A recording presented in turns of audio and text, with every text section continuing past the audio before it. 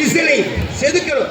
செதுக்கிறீங்கன்னா வாழ்க்கை சந்தோஷமா இருக்கும். சும்மா அவனை பாரு இவனை பாரு ரஜினியை பாரு விஜயை பாரு அஜித்தை பாரு தேவையில்லை. தூக்கி அப்படிங்கலாம் உடனே தண்டக்கிழங்கு. புரியுதா? நீ தான் hero. You are the real hero. நீ உன்னை ஹீரோவை மாத்தினா செதுக்கு.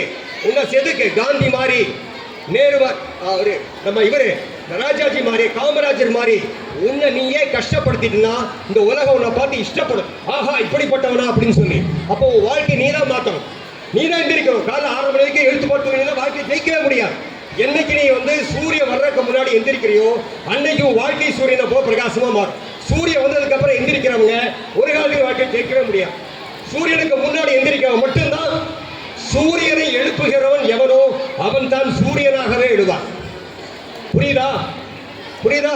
நானும் தமிழ் மீடியத்தில் படித்தவன் தான். நானும் கவர்மெண்ட் ஸ்கூலில் படித்தவன் தான். நானும் 10வது வரைக்கும் கவர்மெண்ட் ஸ்கூல் தான். ஆனால் இன்னைக்கு என்ன மாதிரி இங்கிலீஷ் பேசுறதுக்கு ஆளே கிடையாது. Nobody is there to challenge me. Nobody can talk with me. ஒருத்தருமே பக்கத்தில் வர முடியாது. அதே மாதிரி ஹிந்தி அதே மாதிரி தான். मेरा हिंदी अच्छा हिंदी है, बहुत अच्छा हिंदी है. புரியுதா? கவர்மெண்ட் ஸ்கூல் தான். 4 டிகிரி படிச்சுன்னா நிறைய நாடுகளுக்கு சுற்றி பார்த்தாச்சுன்னா கவர்மெண்ட் ஸ்கூலில் படித்தா கீழே போகணும்னு ஒரு காலத்தில் நினைக்காத. கவர்மெண்ட் ஸ்கூலில் படித்தா தான் அன்பு வரும். கவர்மெண்ட் ஸ்கூலில் படித்தா தான் ஒரு அஃபெக்ஷன் என்னன்னு தெரியும். கவர்மெண்ட் ஸ்கூலில் படித்தா தான் ஒரு மரியாதை என்னன்னு தெரியும். போய் பிரைவேட் ஸ்கூலில் பாருங்க, ஒருத்தருக்கு மரியாதை தெரிய மாட்டேங்குது. ஒருத்தருக்கு அவன் சும்மா பந்தாதான், நல்லா வெட்டி பந்தா. அவங்க அப்பா சம்பாதிக்கிறா அதனால பந்தா.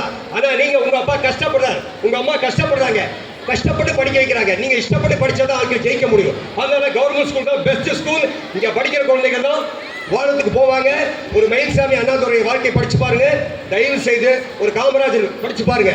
நீங்கள் அத்தனை பேரும் அரசு பள்ளிக்கூடத்தில் படிக்கக்கூடிய அத்தனை பேரும் அற்புதமான மாணவர்கள், அற்புதமான மாணவிகள். உங்களை பார்க்கறதுக்கு சந்தோஷமா இருக்கு. என்ன மாதிரி நீங்களும் ஒசரத்துக்கு வரணும். வருவீங்களா? வருவீங்களா? இந்த ஸ்கூல்ல இருந்து அடுத்த கரெக்டா உங்களுக்கு இன்னும் 10 வருஷம் டைம். யார் ஐஏஎஸ் கலெக்டர் ஆகுன்னு பார்க்குறேன். உங்களை யார் ஐஏஎஸ் கலெக்டராக போறீங்க?